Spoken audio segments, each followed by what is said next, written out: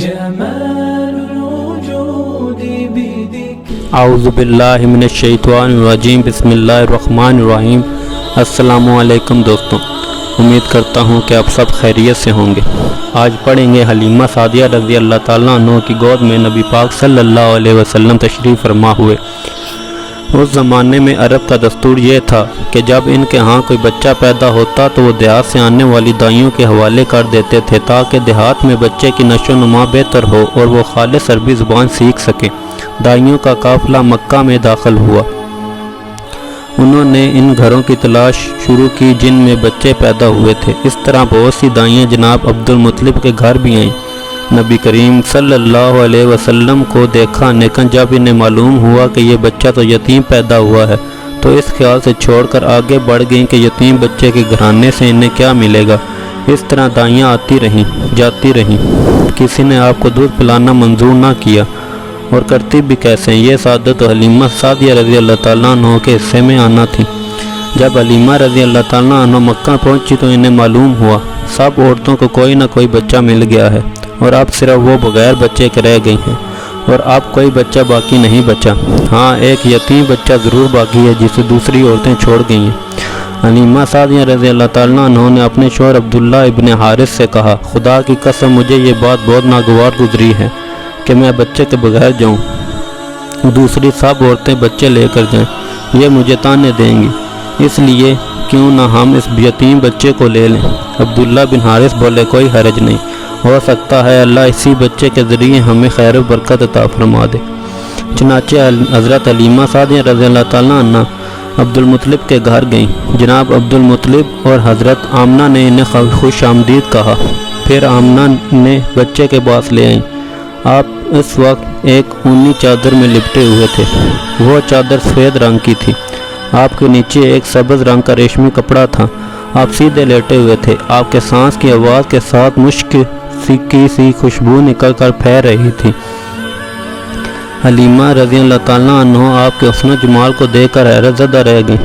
آپ اس وقت سوئے ہوئے تھے، انہیں جگانا مناسب نہ سمجھا، لیکن جو ہی انہوں نے پیار سے اپنا ہاتھ آپ کے سینے پر رکھا، آپ مسکرا دیے اور آنکھیں کھول کر ان کی طرف دیکھنے لگے۔ حضرت حلیمہ سعدیہ رضی اللہ تعالیٰ عنہ فرماتی ہیں، میں نے دیکھا آپ کی آنکھوں سے ایک نور نکلا جو آسمان تک پہنچ گیا۔ میں نے آپ کو گود میں اٹھا کر آپ کی دونوں آنکھوں کے درمیانی جگہ پر پیار کیا، پھر میں نے آپ کی والدہ اور عبد المطلب سے اجازت چاہی، بچے کے لیے قافلے میں آئی، میں نے آپ کو دودھ پلانے کے لیے گود میں لٹایا تو آپ دائیں طرف سے دودھ پینے لگے۔ پہلے میں نے بائیں طرف سے پلانا چاہا، لیکن آپ نے اس طرف سے دودھ نہ پیا، دائیں طرف سے آپ فوراً دودھ پینے لگے۔ بعد میں بھی آپ کی یہی عادت رہی، آپ صرف دائیں طرف سے دودھ پیتے تھے۔ آپ صرف دائیں طرف سے دودھ پیتے رہے، بائیں طرف سے میرا بچہ دودھ پیتا رہا۔ پھر قافلہ روانہ ہوا۔ حلیمہ سعدیہ رضی اللہ تعالیٰ عنہ فرماتی ہیں، میں اپنے خچر پر سوار ہوئی، آپ کو ساتھ لیا۔ اب جو ہمارا خچر چلا تو اس قدر تیز چلا کہ اس نے پورے قافلے کے سواریوں کو پیچھے چھوڑ دیا۔ پہلے وہ مریل ہونے کی بنا پر سب سے پیچھے رہتا تھا۔ میری خواتین ساتھی حیرانگی سے مخاطب ہوئیں، اے حلیمہ، یہ آج کیا ہو رہا ہے؟ تمہارا خچر اس قدر تیز کیسے چل رہا ہے؟ کیا یہ وہی خچر ہے جس پر تم آئی تھی اور جس کے لیے ایک ایک قدم اٹھانا مشکل تھا؟ جواب میں ان سے کہا، بے شک یہ وہی خچر ہے، اللہ کی قسم اس کا معاملہ عجیب ہے۔ پھر یہ لوگ بنو سعد کی بستی پہنچ گئے۔ ان دنوں یہ علاقہ خشک اور قحط زدہ تھا۔ حلیمہ سعدیہ رضی اللہ تعالیٰ عنہ فرماتی ہیں، اس شام جب ہماری بکریاں چر کر واپس آئیں تو ان کے تھن دودھ سے بھرے تھے، جبکہ اس سے پہلے ایسا نہیں تھا، ان میں سے دودھ بہت کم اور بہت مشکل سے نکلتا تھا۔ ہم نے اس دن اپنی بکریوں کا دودھ دھویا تو ہمارے سارے برتن بھر گئے، اور ہم نے جان لیا کہ یہ ساری برکت اس بچے کی وجہ سے ہے۔ آس پاس کی عورتوں میں بھی یہ بات پھیل گئی، ان کی بکریاں بدستور بہت کم دودھ دے رہی تھیں، غرض ہمارے گھر میں ہر طرف ہر چیز میں برکت نظر آنے لگی۔ دوسرے لوگ تعجب میں رہے۔ اس طرح 2 ماہ گزر گئے۔ 2 ماہ میں ہی آپ چلنے پھرنے لگے۔ آپ 8 ماہ کے ہوئے تو باتیں کرنے لگے اور آپ کی باتیں سمجھ میں آتی تھیں۔ 9 ماہ کی عمر میں تو آپ بہت صاف گفتگو کرنے لگے۔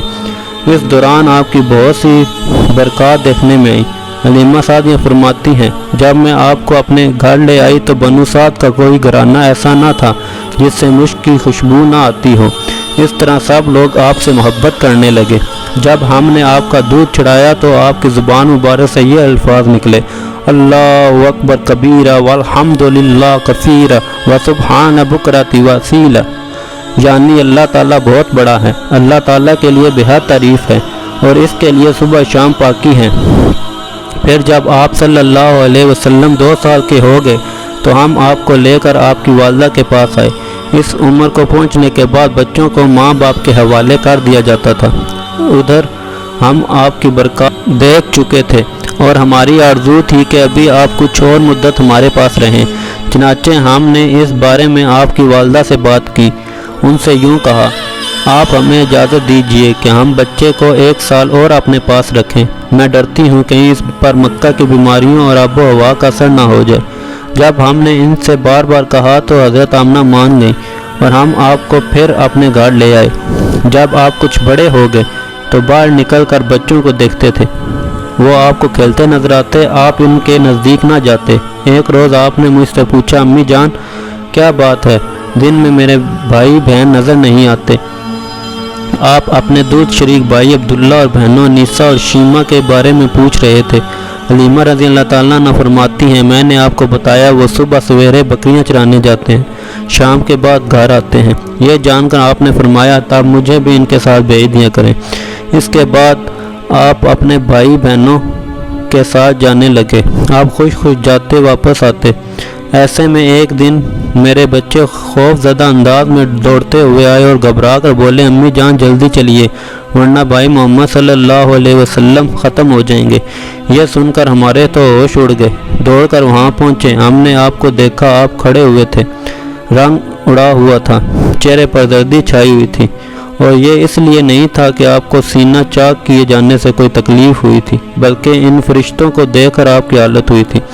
حلیمہ سعدیہ رضی اللہ تعالیٰ عنہ فرماتی ہیں ہم نے آپ سے پوچھا کیا ہوا تھا، آپ نے بتایا میرے پاس 2 آدمی آئے تھے، وہ سفید کپڑے پہنے ہوئے تھے، وہ حضرت جبرائیل اور حضرت میکائیل علیہ السلام تھے۔ ان دونوں میں سے ایک نے کہا کیا یہ وہی ہے؟ دوسرے نے جواب دیا ہاں یہ وہی ہے۔ پھر وہ دونوں میرے قریب آئے، مجھے پکڑا اور لٹا دیا۔ اس کے بعد انہوں نے میرا پیٹ چاک کیا اور اس میں سے کوئی چیز تلاش کرنے لگے۔ آخر انہیں وہ چیز مل گئی اور انہوں نے اسے باہر نکال کر پھینک دیا۔ میں نہیں جانتا وہ کیا چیز تھی۔ اس چیز کے بارے میں دوسری روایات میں یہ وضاحت ملتی ہے کہ وہ سیاہ رنگ کا ایک دانہ سا تھا۔ یہ انسان کے جسم میں شیطان کا گھر ہوتا ہے اور شیطان انسان کے بدن میں یہیں سے اثرات ڈالتا ہے۔ حلیمہ سعدیہ رضی اللہ تعالیٰ عنہ فرماتی ہیں پھر ہم آپ کو گھر لے آئے۔